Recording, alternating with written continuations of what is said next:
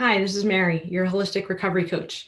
Today, I wanted to talk about a topic in the recovery community that basically tells the difference between what's a dry alcoholic versus a sober recovering alcoholic.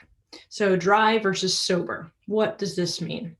Well, dry is sort of what it sounds like, without any booze, right? Any drink. Someone who has stopped drinking, they're abstaining from drinking alcohol, but that's about it. So they haven't treated their alcoholism; they're just abstaining. Perhaps what we sometimes call white knuckling, right? Just hanging on tight and somehow muscling through, not picking up a drink. But there's no process of introspection, leading to self-awareness, leading to personal growth and change. So the idea is, there's another saying in the recovery circles that goes like, the same person will drink again. And that also kind of lends to this topic of the difference between dry and sober. If you're working on yourself, actively working on some type of recovery process of change, then you're less likely to drink again because you're really improving your, all aspects of yourself, body, mind, and spirit, and working a true sort of relapse prevention strategy or process. So, the same person, meaning the same alcoholic who was drinking before, who now is just not drinking, is dry, what we call dry. They're the same person, but that now is without their unhealthy coping mechanism, right? I mean, albeit unhealthy, they had the coping mechanism of drinking to deal with, the circumstances of life, emotions they didn't want to deal with, etc. And so without that now, a dry person has not replaced it with a healthier coping mechanism or other types of, holistic tools or strategies that the sober person, in contrast, has. So imagine suddenly being stripped of the one thing that kind of is your crutch, if you will, or your thing that helps you sort of manage through when you're not the healthiest person, or have a hard time with dealing with life and relationships and just navigating the world of being human and emotional and all of that. Suddenly without that, now what? Now it's like being a raw nerve, right? Now you're walking through life.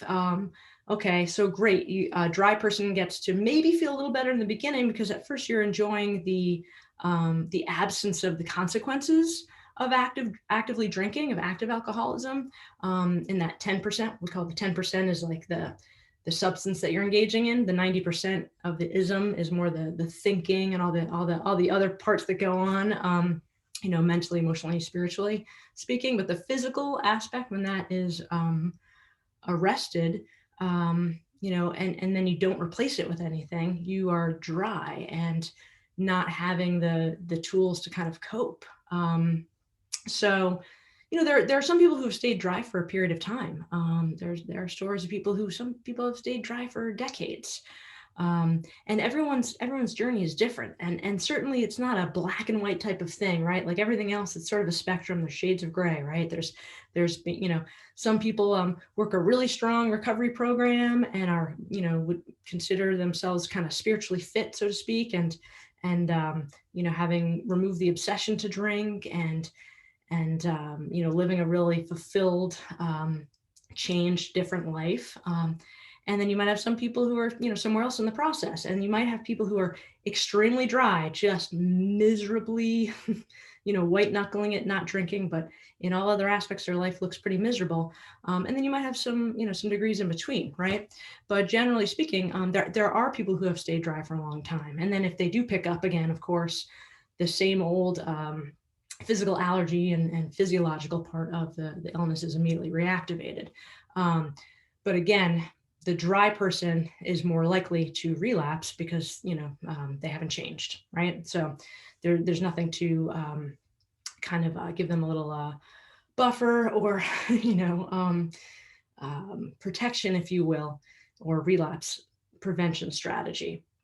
And dealing with life on life's terms, right? Because life continues to happen, and life with all of its, beauty and celebrations and fantastic, amazing, magical things that happen, but also the tragedies and the grief and the struggles and the challenges that we go through. That's all part of the human experience. So again, without any tools to change the way that we deal with that in a healthier manner, the dry person tends to be kind of more irritable, more discontent than the sober person. And basically the dry person is what we wouldn't really consider them well, in the, certainly not in the holistic sense, right? Not in body, mind, and spirit. They might look a little healthier in body, but usually in the mind and the spirit is still pretty hurting. In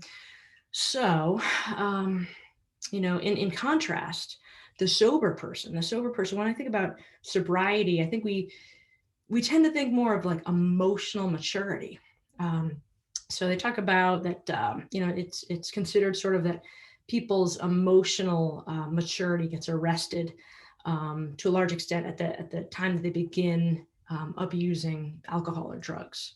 So obviously when you first engage in a recovery process, you might be still pretty emotionally stunted, right? Less mature than someone who didn't check out in that way during whatever developmental stages or years of their lives.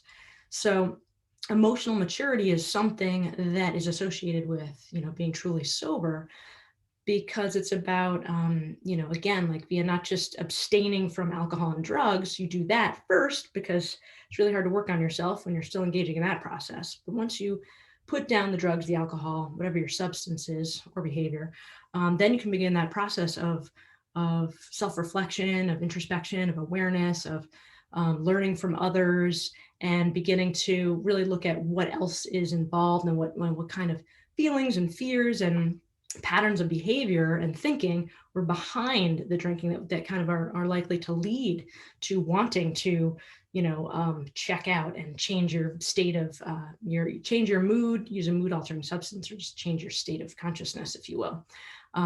So the sober person is one who's working on improving themselves. And again, there's kind of never a finish line, but it's a process where, again, on a spectrum, like I said before, someone who's been actively engaged in a recovery process, working on themselves in some type of way, shape, or form, they're going to see progress and self-improvement, personal growth, that type of thing. Maybe enlargement of their spiritual awareness, of their sense of purpose in the world, of their ability to be of service and contribute to life, and also to enjoy it, obviously. And it's not a perfect thing, right? So sober versus dry doesn't mean the sober person never struggles or makes mistakes. It's just a matter of whether or not they're engaging in and asking for help and engaging in a process where there are tools and strategies and support in place. So usually the dry person is not utilizing any type of real support system or tools. And that might be for a short period of time. There are some people who, maybe they've been sober for many, many years, and in hindsight, they'll let you know that maybe they were dry for, the first X amount of years. And it was really that they kind of hit a bottom in that sobriety and that dryness when they realized, oh, wait, I need to do this differently. And the last thing I want to touch on this subject is, I did another video on the recovery concept about jails, institutions, or death, that kind of saying or concept in recovery. And, I think that I spoke on it totally from the standpoint of active alcoholism, right? That being that ending up in jail or in an institution, mental health institution of some sort, a hospital of some sort, or literally death, are the potential outcomes or destination for untreated active alcoholism. But on this topic, since I'm talking about the difference between dry and sober, I also want to mention that,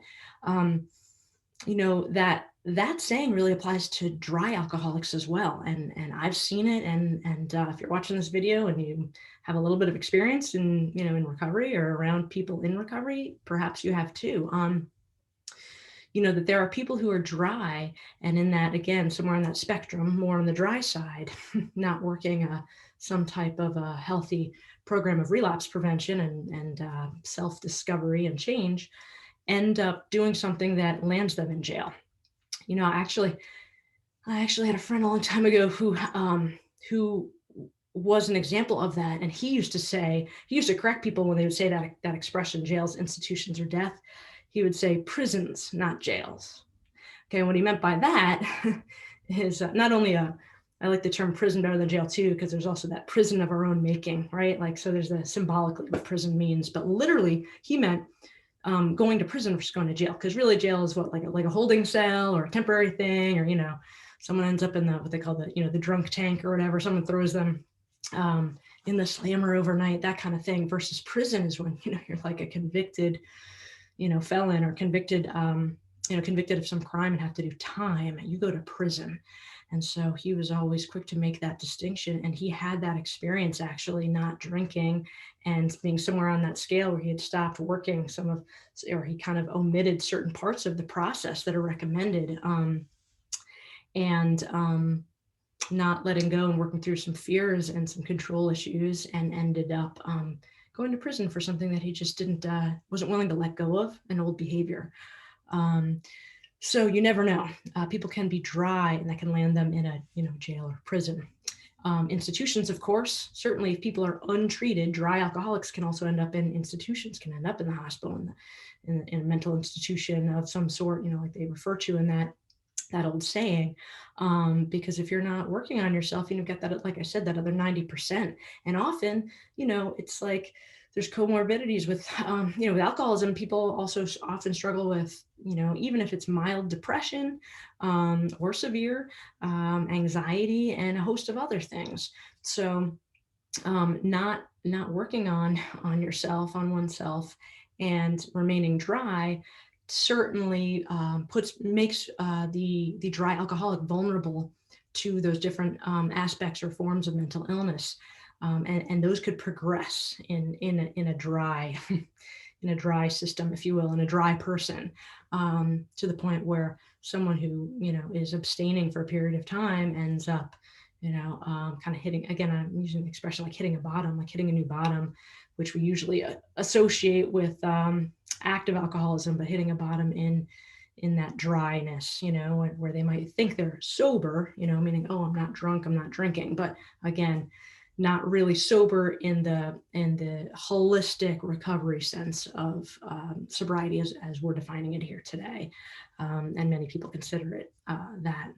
So you've got, jails, prisons, institutions, and then of course death. And tragically, I've seen that too, and maybe you have, where someone again on that spectrum is way on the dry end, and maybe they've even had periods of sobriety, but they got away from it and kind of worked backwards and progressed backwards towards that that drier side of things, and where they are not seeking that same help and support, and actively engaged in their well-being, and their maintaining their spiritual well-being and their health and wellness, and slip back, and like I had just said, that they could end up struggling enough to end up in an institution. They also might forego that completely and tragically take their own life. So we've definitely seen suicides where some people say, well, yeah, and he or she was sober. Well, were they sober or were they dry? Really, in truth, and in the context of what we're discussing today, it's usually pretty accepted that they were dry. And it's sad, right? But especially knowing that that recovery is possible, and that there are a whole, it's bigger and bigger world of recovery resources, and different types of paths to choose, and different programs, and different, all sorts of resources out there to help you on your recovery path and find what resonates with you, so that you can, get on that kind of path of, self-discovery and positive change to really enjoy life, right? That's essentially what it's about, and being of service, which, part of being human, getting to be of service to other humans is an enjoyable aspect of life to partake in and feel like you have some type of purpose. So, all right, that's enough on that topic. If you want to add to the discussion, please do comment below the video. If you have ideas for other videos and other topics, also please add a comment and reach out to me. Thank you for liking the video if you found it helpful or interesting, for sharing it with anyone that you think might want to contribute to the discussion or might find it helpful. And if you haven't subscribed to the channel, I appreciate you subscribing, so you'll see when we have new videos that come out. And I will put in the description of the video any other videos that I referenced in this one, so you can check that out, or in the comments. Thanks, and have a great 24 hours ahead.